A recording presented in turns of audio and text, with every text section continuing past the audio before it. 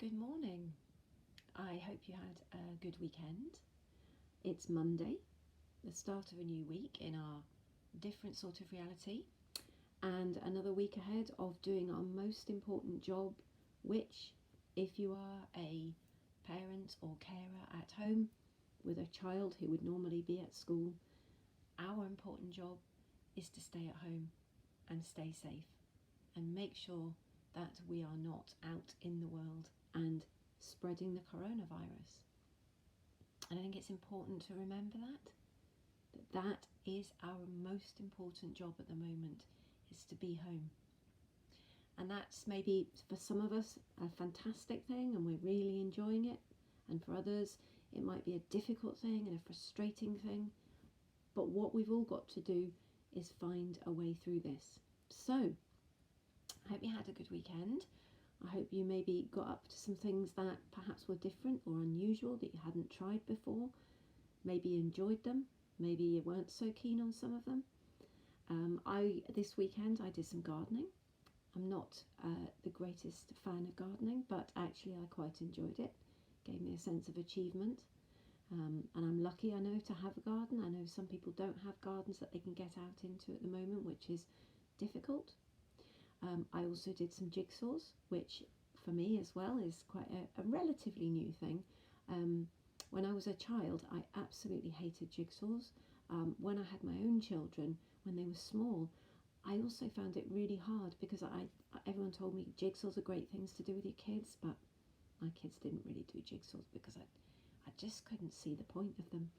And then a few years back, I started doing jigsaws, and I've actually realised that I enjoy them and that they're a really good way of getting my brain to concentrate on something so that I don't worry about other things.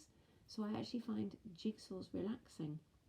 So it might be something worth having a go at if you've got one. And apparently you can do them online as well. You can get one on your phone and do a jigsaw. So I talked a little bit last week about how if our brains have too much time, sometimes they can worry and they can think about things that perhaps we don't want them to think about. And sometimes what we want to do is just tell our thoughts or our feelings just to calm down. And I actually find that jigsaws can be a good thing to help with that. So there we go. I wonder what things maybe you did that were different this weekend than your normal weekend would have been. Another thing for me was that on Saturday I had an alert ping into my calendar, and it reminded me that on Saturday I had planned to be in Glasgow at an education conference. Now I know some people think that's a really strange thing to do on a Saturday, but I used to like doing that sort of thing, and so that came up that in my calendar I should have been going to Glasgow. And I had a bit of a sense of disappointment, and I talked about this on Friday, that it can be disappointing when things aren't happening that we expected to happen. But that's okay. So what I did was I realised I was feeling disappointed. I let myself feel disappointed, and then I thought, there's nothing I can do about that one. So I'm just going to have to accept that disappointment and then move on to something else. And that's the thing at the moment, is that we probably have quite a lot of feelings like that, and feelings that we're perhaps not sure what to do with.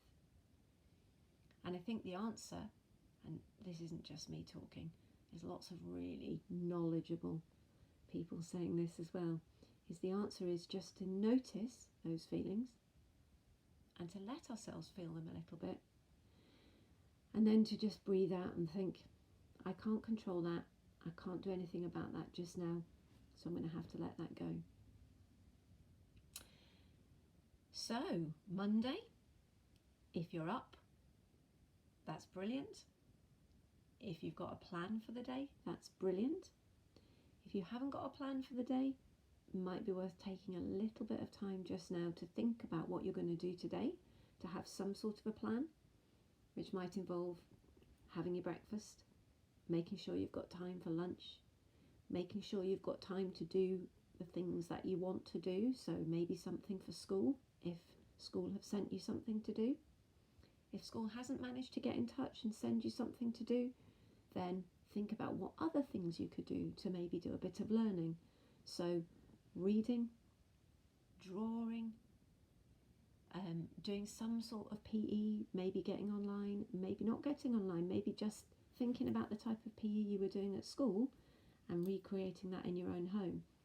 So obviously not a game of football with all the others or a game of netball, but maybe some of the things you did when you used to do warm-ups, so a few stretching exercises.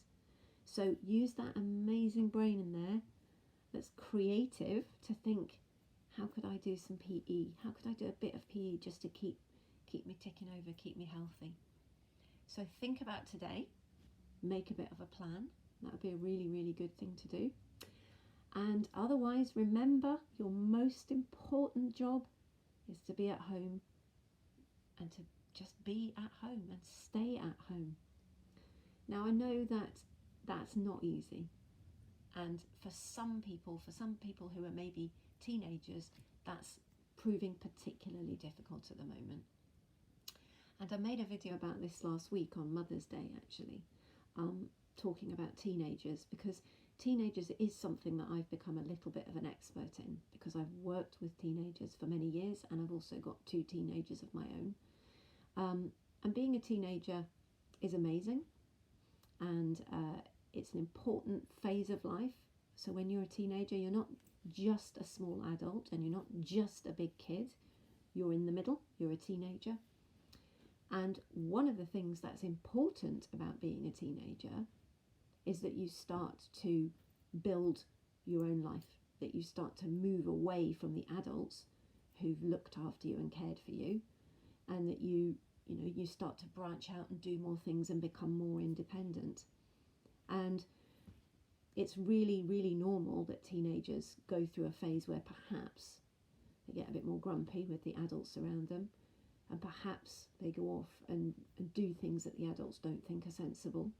And that's all a very, very normal part of being a teenager, even when we're not in a situation like we are at the moment. So I think it's more difficult for teenagers at the moment who don't really have a chance to go out with their friends. They don't have a chance to perhaps do things that are a little bit rebellious, because we're all together. And it's just worth knowing that it's normal for teenagers at the moment to perhaps feel more frustrated than they normally would. And that's not bad, and it's not selfish, and it can be hard for the adults to understand, but it is important that we just accept that for teenagers, this is difficult for all of us at the moment, but for teenagers it could be particularly difficult, because for them to break away would normally be a very normal thing to do, instead of which they're stuck in the house with their mums and dads and their brothers and sisters, or whoever they normally live with. So it's just this morning to recognise that if you're a teenager and it's hard, that's okay, that's normal, and just accept that for now, and think about what you might be able to do to make yourself feel a bit better. And adults, think about what you might be able to do to help your teenager feel a bit better. So if that's letting them go into the room and shut the door and put the headphones in, that's okay. If it's letting them be grumpy for some of the day, that's okay. And just remember that. And if you're interested in this, there's lots and lots of research out there. There's a particularly amazing professor called Professor Sarah Jane Blakemore who talks about this, and she's written books on it. So it might be just worth having a little think around these things. And it's not anything new, because if you've got any books in your house, you might have a copy of Romeo and Juliet by William Shakespeare, or you might have heard of that play. And much of that is about teenagers. So that's over 400 years ago. Teenagers who kind of fell out with their parents. Okay, not a great one to maybe read at the moment, because it doesn't end that well. Okay, but no, I'm joking. It's a great play actually, and it shows it's to do with all sorts of things about teenagers and about love. But William Shakespeare wrote that over 400 years ago. We need to remember that. And the other great story that we all know, the fairy tale, is the story of Dick Whittington, who wanted to get away and go to the city and put his pack on his back and went off. And that's quite a normal story, isn't it, of going off into the big wide world.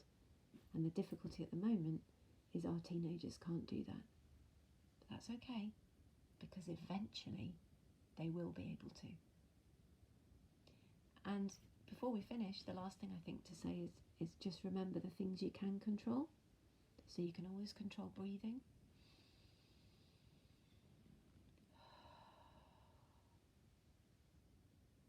And it's that breathing out that can be the most useful bit of breathing, actually. It's funny, isn't it, to think you need the energy going in, you need the oxygen going in, but actually it's the breathing out that can be the thing that helps us to calm down.